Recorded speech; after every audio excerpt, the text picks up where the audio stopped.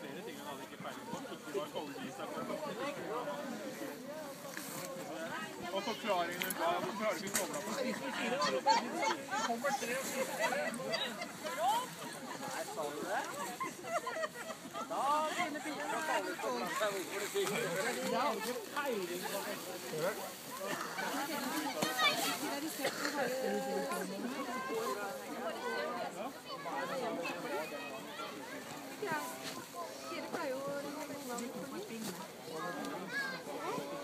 Filmer du det?